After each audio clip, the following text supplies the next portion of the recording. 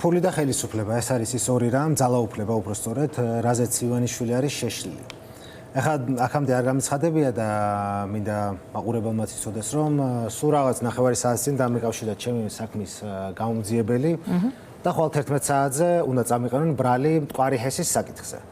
ანუ ეს საქმე, რომელიც ახლა მიმდინარეობს, იმდენად უპერსპექტივო არის და იქ არაფერი საერთოდ ამ ივანიშვილის პროკურატურის და სასამართლოს პირობებში კი ვერ გამოჩნდა, რომ მათ დაჭირდათ მეორე საქმის დაგრძნობა, მაგრამ მე როგორც თქვი უკვე, ორი კი არა, 10 საქმე რომ დაძრა ზემოდან, ჩემი პოზიცია არ შეიცვლება. მტკვარის საქმე, მინდა გითხრათ, რომ კიდევ უფრო ბედკრული არის, რა თქმა უნდა, იქაც არანაირი საბუთი არსებობს, უბრალოდ სიტყვიერად ამბობს ივანიშვილი, რომ პროექტის ბიუჯეტი გაიზარდა და ალბათ ბაჩიაშვილმა მიითვისა თანხაო. აქ უკვე ინვესტორი ივანიშვილი არის, მაგრამ ბაჩიაშვილს ედავება თანხის მითვისებას. რა თქმა უნდა, აქაც საერთოდ არანაირი ფაქტი არც არის და ვერც იქნება. ხო დაგემუქრათ.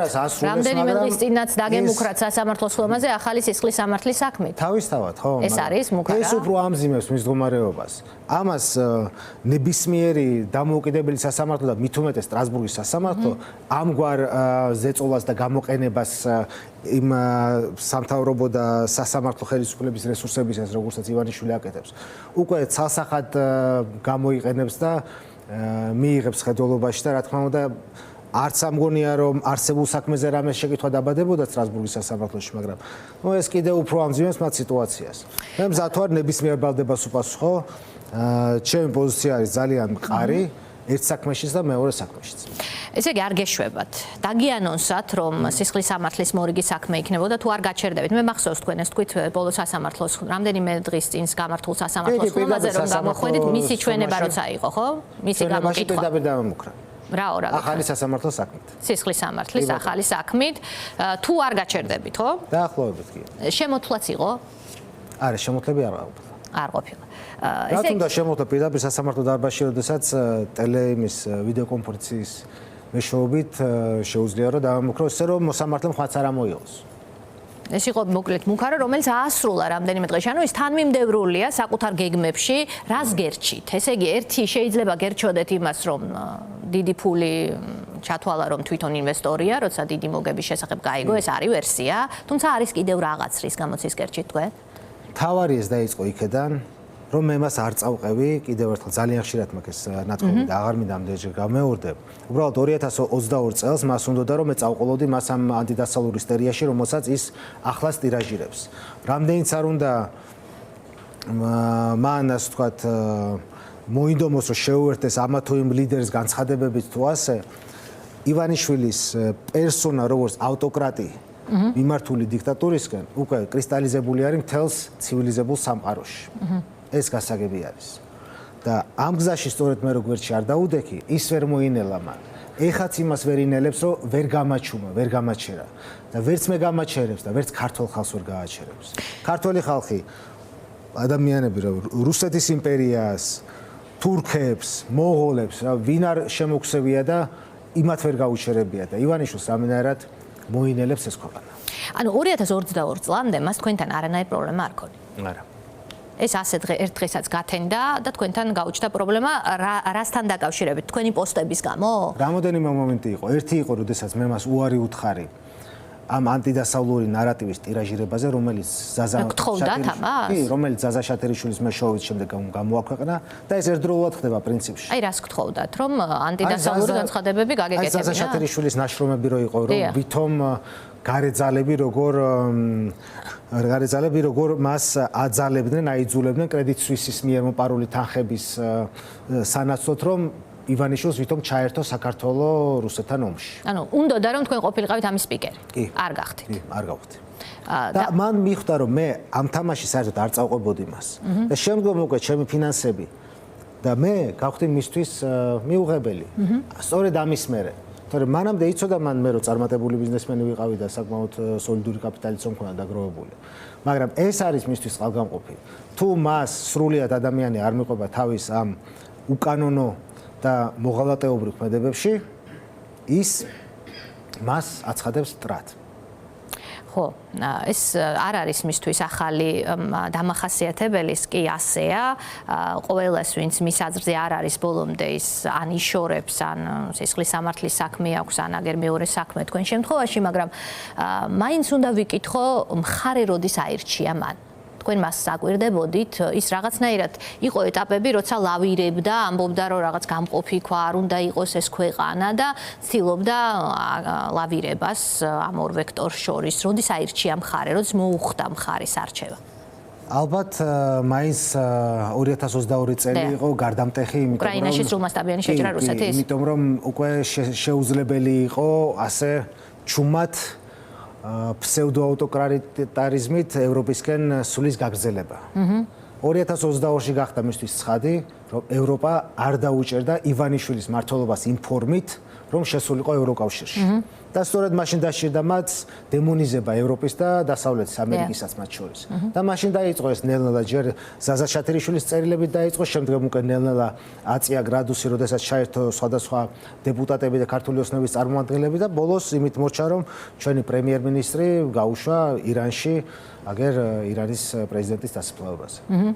რა უნდათ ამერიკელებს შავ ზღვაზეო? მამუკა ხაზარაძისთვის უთქვამს დიდი ხნის წინ, ანუ ეს რაღაცნაირი მამუკა ხაზარაძე მოყვა ეს თავის დროზე და ასრულებს პრინციპში ამას, ანუ მას არჩეული ქონდა მხარე, უბრალოდ ეს გაუცხაცხადა და გვიან, როგორც ჩანს. ხომ აი ევტუშენკოზე მინდა ვიკითხო ახლა, ვისთან იყო ის კავშირში, ვისთან იყო ხაზზე რუსეთიდან?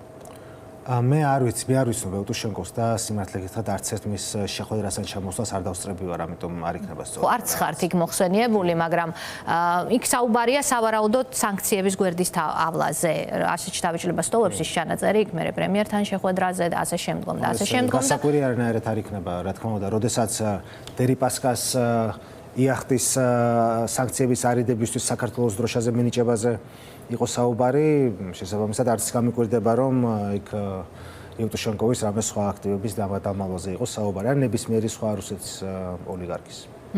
აი ევროპის გამოფხიზლება მიმართულებით და ჩვენ ნახეთ სანქციები, ბრიტანეთის დაანონსებული სანქციები, ევროკავშირის სანქციებში უკვე ევტუშენკოვი რამდენ უახლოვდება ეს ივანიშვილს, ჩვენ არ დაგვავიწყდეს, რომ იქ მაყურებელი კითხულობდა სხვათა შორის Facebook გვერდზე, რატომ არ ასანქცირებენ ივანიშვილსა და შევახსენებ მაყურებელს, რომ ის არის დასანქცირებული, მაგნიცკის აქტის წევრი არ არის, ის სიაში არ არის, თორემ ის ამერიკის ხაზინის დეპარტამენტის მიერ სანქცირებულია უკვე. აი ამას რამდენ მტკივნეულად აღიქვამს ის, რამდენად უშლის ხელს აი ფულის და ძალაუფლების შენარჩუნებაში აი სანქციები მას. ზოგადად თქვენ შეეხეთ ევროპას და ევროპის გამოღვიძებას შეიძლება ასე ითქვას. ნამდვილად კარგ რამეს, რასაც აკეთებს პრეზიდენტი ტრამპი, არის ის, რომ ევროპის ლიდერები გამოაღვიძა, გამოაფხიზლა, მათ მიხვდნენ, რომ მათ უფრო ძლიერი და გადამჭრელი ნაბიჯები უნდა გადადგან, მათ ჭირდებათ დამოუკიდებელი და ძლიერი საერთო ევროპული პოლიტიკა. ამ შემთხვევაში ინგლისიც გააქტიურდა, მე პირად სიმართლე გითხრათ, ადრე არ მახსოვს წინა წლების მანძილზე, რომ ინგლისი ასე აქტიურად ყოფილიყო, თუნდაც საქართველოს საქმეებში დაინტერესებული და ჩართული და ეს გამოღვიძება ძალიან კარგი არის. კარგი არის ის, რომ ჩვენთანაც ის რაც ხდება, ამან გამოაღვიძა ჩვენი მოქალაქეები. ჩვენი მოქალაქეები, ჩვენი ახალგაზრდები ძალიან დიდი ერთობა აჩვენეს, ძალიან დიდი ბრძოლის უნარი აჩვენეს, როდესაც ისინი არ უშენდებიან არც სასამართლოს, არც ციხეს, არც თქვათ დიდგვარ ჯარიმებს და ასე შემდეგ და მაინც დაუღალავად უკვე ლამის 100 დღე არის გარეთ დგანან ეს ხალხი.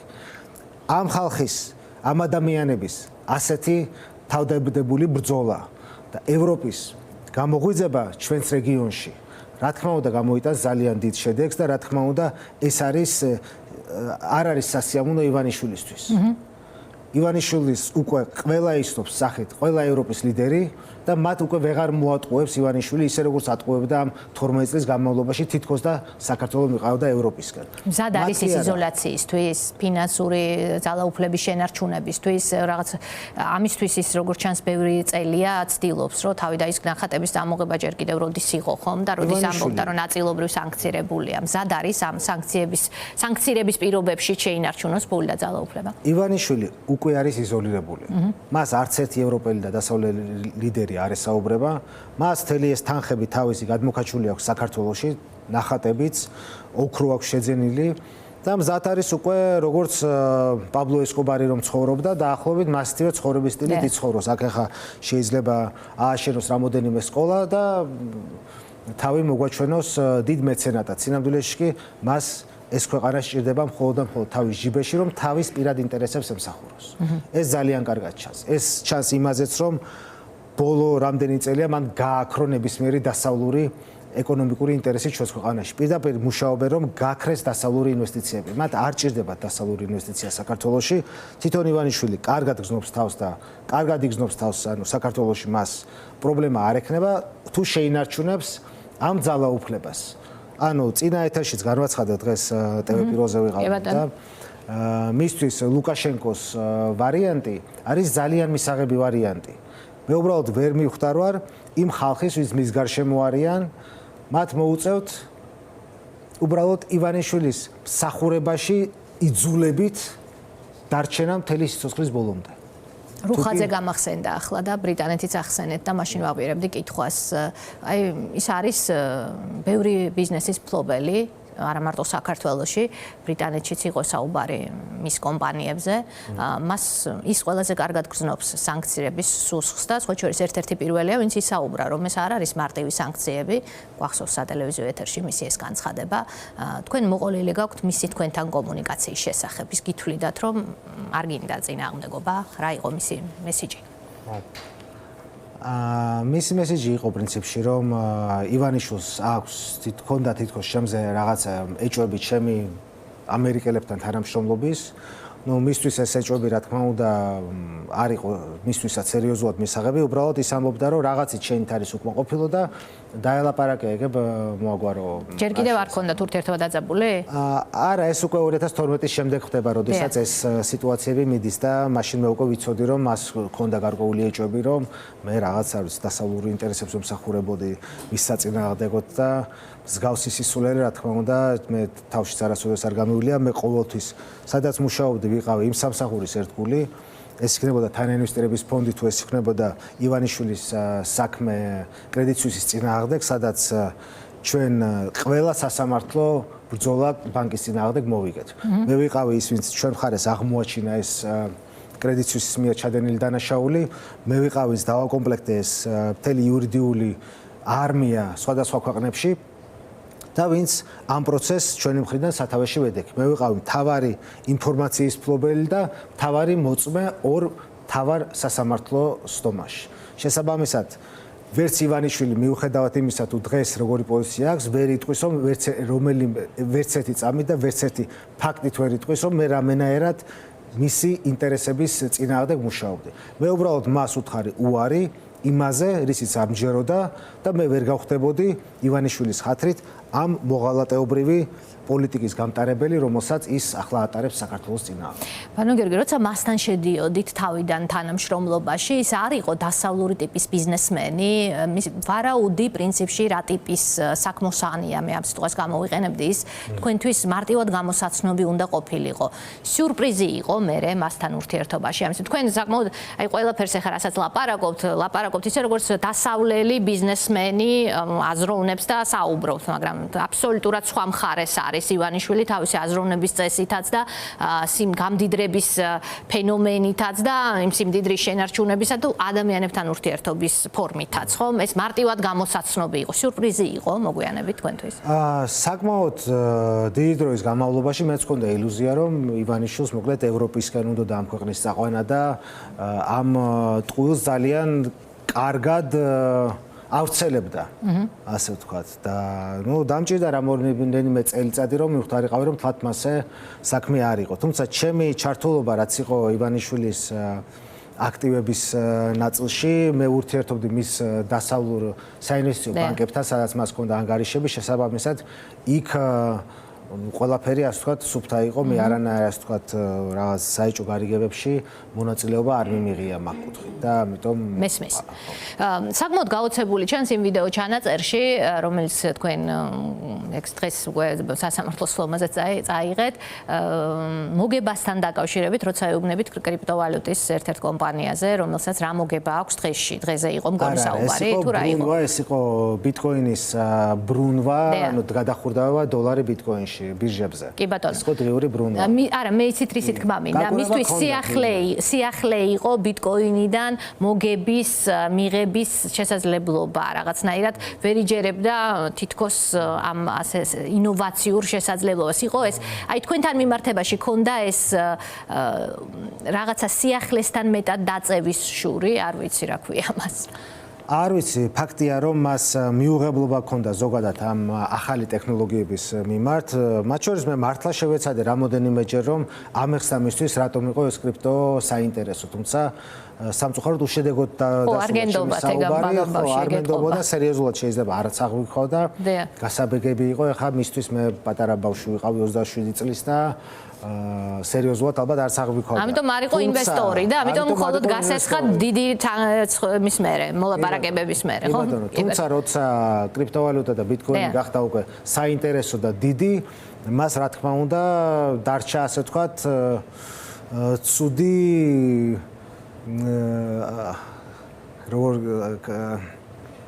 ცუდი შეგრძნება თუ როგორ გაუშვა მან ამ კრიპტოვალუტაში ინვესტირების საშუალება.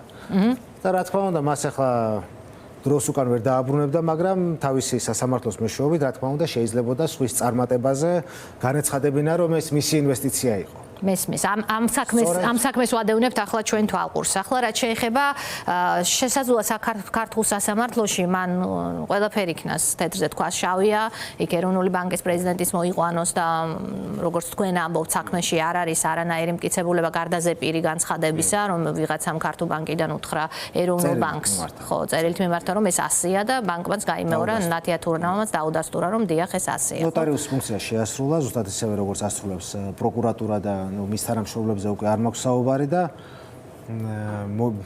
გამოაცხო ასე ვთქვათ წერილი რის მეშვეობითაც თურმე ეროვნული ბანკი რამენაირად რაღაცნაირად ადგენს რომ მოკლედ ბიზინა ინვესტორი ყოფილა 6 წლის წინ. რისაც არანაირი დოკუმენტი ივანიშვილის მხარის ხელში არ აქვს როგორც თქვენ ამბობთ, მაგრამ თქვენ ეს დოკუმენტიც რომელიც მას შექმნეს, ეს პირიქით ჩემს პოზიციას ამყარებს. ეს ნიშნავს რომ ქართულ ბანკმა თუ კი იცოდა რომ ივანიშვილის ინვესტიცია იყო, მაშინ ხომ უნდა შეეტყობინებინა ეროვნული ბანკისთვის. ანუ იმ დროს ქართულ ბანკმაც არ იცოდა რომ ეს ივანიშვილის ინვესტიცია უნდა ყოფილიყო. და შესაბამისად არ შეატყობინა ეროვნულ ბანკს, თორე სხვა შემთხვევა არც არსებობს ქართულ ბანკის დაჯარიმების. თუ სხვა ყველა შემთხვევას ქართულ ბანკი ატყობინებდა ეროვნულ ბანკს და თუ მაგიტომ არის რომ არ დაჯარიმდა, მაშინ მარტო ეს შემთხვევა რატო არ შეატყობინა? მესმის. ხო? ანუ აგვაქვს შემთხვევა, როდესაც ივანიშვილს მხოლოდ როდესაც დასჭირდა მაშინ გამოაცხო ეროვნულ ბანკმა ეს დაჯარიმების ოქმი. ხო, ეს არ არის მოულოდნელი ქართულ სივრცეში, ამით დავიწყე შეკითხვის დასმა და მაგრამ თქვენ ხელში გიჭირავთ გერმანული ექსპერტიზა, რომელიც ადასტურებს, რომ იმ საუბარში თქვენ და ივანიშვილი საუბრობთ და ივანიშვილი იქ ძალიან ცხადად იკვეთება ამ საუბრიდან, რომ არ არის ინვესტორი, არამედ თქვენ ისესხეთ ეს თანხა. ეს გერმანელი ექსპერტი სასამართლოზე მისცემს ჩვენებას. კი ბატონო, სამშაბათს ჩამოდის, შემდეგი კვირის სამშაბათს. კი ბატონო, ჩვენმა სამხარეოლის ბიურომ ეს ვერ დაადგინა თქვენ და ივანიშვილი ხართ იმ საუბარში თუ არა? საერთოდ არც კი უცდი ამის დადგენა, იმიტომ რომ მათი აზრით ეს ჩანაწერი არ იყო აუთენტური და შესაბამისად არც კი ქონდა აზრი იმის დადგენის მცდელობას. თუმცა მედიაში უკვე გავრცელდა ეს ჩანაწერი და სულ არ ჭირდება რომ ექსპერტი იყო რომ გერმანული ექსპერტის დასკვნა სულ არ ჭირდება რომ დაასკვნა იქ ივანიშვილი და თქვენ რომ საუბრობთ, ხო? მაგრამ ნუ ეს დასკვნა თქვენ ხელში გიჭირავთ რომ ეს ვიდეო ეს აუდიო ჩანაწერი ავთენტიკურია და ასევე ექსპერტიც მოვა სასამართლოზე. აი ეს მეორე საქმე რომ დაგეწიათ, ანუ ამ საქმეს ვერ კერავს, ამის თქმა გინდა? ამ საქმეს ვერ კერავს, ალბათ არ ვიცი აქ რა უნდა რომ ან გადადოს ცოტა რაღაც და ჩამოკიდოს ეს საქმე და ეს მეორე საქმე გააკეთოს რომ გააგრძელოს ზეწოლა. ან არ ვიცი, ხო, ნუ მოკლედ რაც არ უნდა იყოს მსგავსი ფაბრიკაციული ამ საქმეების ერთმანეთზე მიყოლება და ყველაფერი ის რაც ხდება კიდე ისევ და ისევ მის წინააღმდეგ მუშაობს სტრასბურგში. მე თავიდანვე გაცხადებული მქონდა რომ მე ამ სასამართლოს იმედი არ მაქვს. რაც არ უნდა ამა გამოაცხოს რაც არ უნდა განაჩენის დაარტყას ბეჭედი როგორც ნოტარიუსმა. მე მაინც სტრასბურგზე მაქვს აღებული. ხო, მაგრამ საქმე თუ არ მორჩა სტრასბურგში ვერ ძახობთ. კი ბატონო, მაგრამ უნდა მორჩეს ივლისამდე დასაყენებელია განაჩენი ამ საქმეზე. ხო და თქვენ ამბობთ რომ წელავს შემოდებს თაროზე რა უშლის ხან შემოდებს ივლისამდე. ხო, ივლისამდე. აგრეთვე გვიან ხო უნდა მიიღოს ეს განაჩენი. მესმის. რა იქნება განაჩენი თქვენი მოლოდინით? მას გადაწყვეტილი აქვს სისხლის სამართალია, ხომ? თან ორი საქმე. რა გემუქრებათ ივანიშვილის სამართალით, კანონის მიხედვით, დამნაშავედ თუ გაღიარათ აქაურმა სასამართლომ? ივანიშვილის სამართლით ეს მუხლი, რომელიც არის წარდგენილი, თუ არ ვწდები, არის 7-დან 11 წლამდე თავისუფლების აღკვეთა. თუმცა რაღაც დრო ალბათ იქნება პრობლემური და შემდგომ უკვე სტრასბურგის მეშვეობით ნამდვილად თითქმის 100%-იანი სიზუსტით გეუბნებით, რომ ეს გადაწყვეტილება გადაიხედება, ჩაიხსნება და აქ უკვე პირდაპირ გამოჩნდება უკვე ოფიციალურად ევროპის ადამიანის უფლებათა სასამართლოს მიერ, რომ ივანიშვილის დავალებით და ივანიშვილის ორკესტრირებით მოხდა აღსრულდა ეს სრული უსამართლობა, რომელიც უკვე ბოლო 2 წელია რაც შემს გარშემო ტრიალებს. ანუ თქვენ მას ეუბნებით, რომ თქვენ მზად ხართ ნებისმიერი რამისთვის, რასაც ის თქვენ წინააღმდეგ დადებს ამ თავის მიტაცებულ სახელმწიფო სისტემაში, მათ შორის ციხეშიც. ყველაფრისთვის მზად ვარ. არ ელოდა დარწმუნებული ვარ ის ასეთ წინააღმდეგობას, იმიტომ რომ არ შეხვედრია ყოველ შემთხვევაში აქამდე ადამიანისგან, რომელთან ერთადაც ბევრი წელი ერთად უმუშავია, არ ელოდა როგორ გონიათ ასეთ წინააღმდეგობას. არ ელოდა, მას ეგონა რომ პროკურატურაში პირველი დაბარებიდან რატომღაც მე შევშინდებოდი ძალიან და ყველაფერს აუსრულებდი, რაც მას უნდა და როგორც ჩვევია დაუშვათ სხვა შემთხვევებში ეს ასე მას გაზდიოდა. და მინდა გითხრათ რომ ის იმდენად ცუდად არის თვითონ საქმე შეკერილი, რომ მას არც ჰქონდა გეგმად განჭრეტილი რომ ეს შეიძლებოდა ასე ღრმად შესულიყო. აქ უნდა ვიკითხო, ივლისამდე შეიძლება ბევრი რამ მოხდეს. თქვენ როგორც ერთი მოქალაქე, მე ყოველდღე ხედავთ აქციაზე. ივანიშვილს ორი რამ აღელვებს გეთანხმებით, ეს არის ფული და ძალაუფლება. მის ფულს თუ სანქციები ემუქრება ან დაემუქრება, მის ძალაუფლებას ემუქრება მოქალაქეთა უმრავლესობა, რომელიც ეუბნება, რომ მე არც რუსეთში მინდა ცხოვრება და არც ისეთ ქვეყანაში, რომელსაც არანაირი პერსპექტივა არ აქვს დასავლეთის მიმართულებით. აი ეს ფაქტორი ხალხი ქუჩაში, რამდენად აშინებს მას, რამდენად რეაგირებს ის ამაზე, თქვენ მას კარგად იცნობთ და მე პირადად მაქვს ჩემი დასკვნები წინა გამოსვლებიდან გამომდინარე, ის გვახსოვს გამოსული აკანკალებული ხმით და დათმობაზე წასვლის სურვილით ყოველ შემთხვევაში, რამდენად რეაგირებს ის ამ ფაქტორზე? რა თქმა უნდა, ეს ამ ფაქტორებზე ძალიან მტკივნეულად რეაგირებს, რო არა არ შეცვლიდა კანონს და არ მიიღებდა ამ დრაკონულ რეგულაციებს შეკრების თავისუფლების აღკვეთებსთან დაკავშირებით, არ გამოწერდა ამდენ ჯარიმას, არ დაასახიჩრებდა და არ აწამებდა ახალგაზრდებს, სტუდენტებს, მსახიობებს, ჟურნალისტებს. მისი ამოცანა არის, რომ რაც შეიძლება მალე ჩააქროს ეს პროტესტები, რომ რამენაირად დაარწმუნოს ცივილიზებული სამყარო თითქოს და მას აქვს კონტროლი ქვეყანაში. როგორ უნდა ჩააქროს? ეს პირიქით მეტ მოხც იწვევს. კი, ასე არის, მაგრამ მეტი ძალადობით, მას მეტი რესურსი და მეტი ინსტრუმენტი არ დარჩა. ანუ გარშემო ყველას ებრძვის, თელ ცივილიზებულ სამყაროს ებრძვის, თავის ქვეყანაში ქვეყნის უმრავლესობას ებრძვის. და იმის აღიარება და დანახვა არ უნდა რომ შეიძლება პრობლემა მასში არის.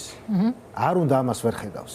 სწორედ ამიტომაც არის რომ გაგვიფუჭდა მთელი საგარეო ურთიერთობები, რომლებსაც ალბათ თუ კარგად ვაწყობდით ბოლო 30-35 წლის მანძილზე. და დარჩა მარტო დასავლეთის ზურგის გარეშე რუსეთის პირისპირ. ის მისთვის საფრთხეც შეიძლება იყოს. მისთვის საფრთხე არის. ქვეყნისთვის ხო რა თქმა უნდა უდიდესი საფრთხე არის. კი ბატონო. და დაუდგა ლავროვმა ახლა სკამი დაეუბნება ჩაჯექი ამ სკამშიო 3+3 მაქვს მხედველობაში. და ამ 3+3-ში ჩვენ ყველაზე დაუცველი მხარე ვართ. ჩვენ პირდაპირ შევით რუსეთის ანაბარა. ადრე თუ გვიან მას მოუწევს 3+3-ის სკამში ჩაჯდომა, ასე გონიათ? კი ბატონო, მისთვის ეს კარგიც იქნება, იმიტომ რომ მან რამენაირად უნდა რომ ჩაანაცვლოს ევროკავშირი, დასავლური პარტნიორები და ეს თად მარტო რო არ დარჩა, სიტყვა აი ჩვენ რეგიონში გვაქვს ჩვენი 3+3 საკმაოდ ეს ძლიერი ბლოკი და ამის წევრები ვიქნებითო. რაც შეეხება ევროკავშირის სანქციები დავიწყეთ ჩვენ და დავბრუნდეთ ამაზე, თუ ევტუშენკოვს მიუახლოვდა ეს სანქციები, მიუახლოვდა კი არა უკვე დასანქცირდა, ევროკავშირი ზუსტად ამაზე აკეთებს აქცენტს, რომ ყველა შესაძლო ხრელი უნდა მოუსპოს რუსეთს მაქსიმალურ მაკსიმალურად ეფექტურად. საქართველო, რომელიც სულ იყო ეჭვები თავიდან, რომ შეიძლებოდა სანქციების გვერდისავლისთვის გამოიყენებოდა როგორც ქვეყანა და ივანიშვილისა და ევტუშენკოვის სატელეფონო საუბრის შემდგომ, რომელიც გავრცელდა ეს კიდევ უფრო გამყარდა ეს ეჭვი, შეიძლება თუ არა მას მიწვდეს ეს სანქციები ევროპიდან და ის საფრანგეთის მოქალაქეა ეს არ არის ეს მარტივი თემა. არ არის მარტივი თემა, ახლა ივანიშვილი ძალიან მძიმე თამაში არის შესული, უკვე ისე ღრმად არის შესული ამ თამაში, როდესაც არ ვიცი რამდენად შეუძლია მანც უკან გამოსვლა, ისე რომ საფრთხე არ შეექმნას. დარწმუნებული ვარ უკვე ძალიან ბევრი სისხლის სამართლის დანაშაულის ტოლფასი დანაშაულიც ექნება ამასობაში ჩადენილი, რომელიც დავალებით ასე თუ ისე ის არის ამ დანაშაულების ბენეფიციარი გამშვები. ხო და ამიტომ ძალიან რთულ ვითარებაში არის, მას ხელში აღარანაირი კარტი აღარ უჭირავს გარდა ძალადობისა. ანუ იზის კარტის გარეშე და არის მთლიან კონს შესული. ამიტომაც ერთადერთი რაც მას გააჩერებს ეს არის ჩვენი ერთობა, ჩვენი ახალგაზრდების, ჩვენი პატრიოტების ერთობა, პროტესტის გაგრძელება და რა თქმა უნდა არ შეგუება ჩვენი ადამიანური უფლებების დარღვევისადმი. არ შეგუება ჩვენი ისტორიული კურსის გადახვევისადმი. ამიტომაც ჩვენ ერთმუშტად უნდა ვიდგეთ მთელი მოსახლეობა, ყველანი სახლიდან სამწუხაროდ ეს თემა არ გადაწყდება. ჩვენ ქვეყანას დღეს როგორც არასოდეს ბოლო 30-40 წლის მანძილზე ჭირდება ერთად დგომა. ჩვენ არ დაუწოლილ ვართ არც ერთი უცხოელი გარე დამპყრობელის წინაშე და დღეს როგორც სხვათა შორის 21 წელს ზუსტად მასევე შიგნით შემოგზავნილი არ ვიცი რა დავარქვა. მეხუთე კოლონა ერქვა მაშინ, კი ბატონო. ეგ იყო ზუსტად იგივე ხდება დღეს. იგივე ხდება როგორც მაშინ სიონში მე მიაღებინეს ამ ძალით და ხმლის და მის იარაღის მუხარის ქვეშ ამ ხალხის სიონის დეკლარაცია რაც იყო, ზუსტად იგივე გზასავად გავართ ახლა ჩვენ. ამიტომ უნდა გავიღვიძოთ იმ ოცნების მხარდაჭერებმაც, რომლებმაც ხმა მისცეს ქართულ ოცნებას ოქტომბრის არჩევნებზე. ისენიც მოტყუებულები არიან. ივანიშვილს რომ ერთი კვირით ადრე მაინც განეცხადებინა ის თუ რომ აპირებდა ის ევროინტეგრაციის შეჩერებას, ის ამ გაყალბებითაც კი ვერ მიიღებდა 54% თუ რაც მიიღო. მიიღებდა მაქსიმუმ 30%, იმიტომ რომ ქართული ამ ოცნების იმ ამომრჩევლების მინიმუმ ნახევარს გადაწყვეტით უნდათ და ხედავენ საქართველოს ევროკავშირში. როგორ გონიათ, ის ტელევიზორს არ უყურებს ხომ როგორც ვიცი და ასე რაღაც არ უყურებს, მას მისდის მედია მონიტორინგი და ეს მედია მონიტორინგი უწერენ, ეს ფურცელზე დაწერილი აქვს ხოლმე, რომ რა იყო თქვენი დღევანდელი ინტერვიუ მიუღია. კი ბატონო, დარწმუნებული ვარ, მეცაც ზის და უყურებს და მასე არ არის საქმე რომ. ანუ უყურებს, შეიძლება გიყურებთ ახლა. რა გაქვთ სათქმელი მისთვის? მე სათქმელი მაქვს ერთადერთი რამ, რომ ეგებ დაიბრუნოს ადამიანობა. ჩაიხედოს გულში თავის ეგოს მიღმა და ნახოს რომ ჩვენ ერს, ჩვენ ქართულ ადამიანებს, ამ გასაჭირში მყოფ ადამიანებს ჭირდება რომ სახელმწიფო იდგეს ჩვენს გვერდით. არ შეიძლება გაყოფა ჩვენებად და სხვისებად. ყველა არის ამ ქვეყნის მოქალაქე, ყველას უნდა ამ ქვეყანაში ცხოვრება, ყველა ადამიანი არის ამ ქვეყნის პატრიოტი და არ შეიძლება რომ ერთმა ადამიანმა თავისი უგუნურობით იქნება თუ ეგოიზმით გადააყოლოს ეს ქვეყანა და ამდენი ხალხის კეთილდღეობა მხოლოდ მას. მისთვის არ შეიცვლება ნამდვილად მისი ცხოვრება. სადაც არ უნდა იყოს, როგორც არ უნდა იყოს და რისთვის აწვალებს ამ ხალხს, რისთვის აწარმოებს ამ ხალხს და რისთვის აბრუნებს ამ ჩვენს ქვეყანას ამ სისხლით გამოვლილ 30 წლის გზიდან უკან ისევ რომ დარჩეს რუსეთის ანაბარა. ეს კითხვა დაუსვას თავის თავს. კი ბატონო, სულ ბოლოს გეგმებზე უნდა კითხოთ, როდის, ანუ ეს ახალი პროცესი, რომელიც დაიწყო, როდის არის სასამართლო პროცესი? ხვალ იქნება დილის 11 საათზე ბრალის წარდგენა, შემდეგ მოითხოვენ აღკვეთის სასამართლოში ალბათ აღკვეთის ღონისძიების რა მოთხოვნა ექნება, არ ვიცი შესაბამისად. შეიძლება დაკავებაც იყოს? შეიძლება დაკავებაც იყოს, მე არაფერს არ გამოურიცხავ, გამოჩნდება ეს სასამართლოში. ივანიშვილს შესაძლოა ნერვებს უშლით გარეთ ყოველდღე აქციაზე დგომით და ინტერვიუებით, შესაძლოა ეს რა თქმა უნდა ნერვებს უშლით. დირექტივაც გაცემული კონდეს. ამასაც არ გამორიცხავ. ამას არ გამორიცხავ.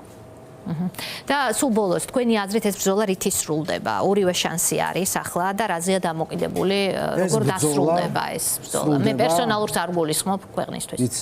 ეს ქვეყნის ბრძოლა ისე როგორც ყოველთვის 1000 ლეულობის მანძილზე სრულდება ქართველი ხალხის გამარჯვებით. და ჩვენი ქართველი ადამიანების გადასაწყვეტია და ჩვენს ხელში არის ეს გამარჯვება რამდენად მალე მოვა და რამდენი ასე ვთქვათ კიდევ რამდენი ზარალი მიადგება ქვეყანას სანამ ეს გამარჯვება მოვა. ამიტომ ჩვენ უნდა დავდგეთ ერთად, ერთ მუშტად. ჩვენ რომ ერთ მუშტად ბოლომდე ვიდგეთ, ერთი და ორი დღეც ვეღარ გაძლებს ეს ბედკრული მთავრობა. ნუ ყოველ შემთხვევაში ბიტკოინების ნაწილში თქვენი წინასწარი პროგნოზები აუხდა ივანიშვილს და მე იმედი მაქვს რომ რასაც ახლა ეუბნებით ის ახლა მაინც იქნებ დაფიქრდეს რომ ბიტკოინების შედეგის არ იყოს იქნებ ეს მოგება ან წაგებაც უკეთ დაფიქრდეს და გათვალოს ნაკლებად მგონია რომ ეს შესაძლებელია იმ ეტაპზე როცა ასე აქვს შეტოპილი ასე ვთქვათ ბიდის დადება დასავლეთსა და ისე ბოდიშვიხტი დასავლეთსა და რუსეთს შორის მაგრამ ნახოთ არის ადამიანი რომელიც ფიქრობს ბოლო მომენტში? არ ვიცი, სამწუხაროდ არ ამგონია. მეც ასე მგონია. მადლობა.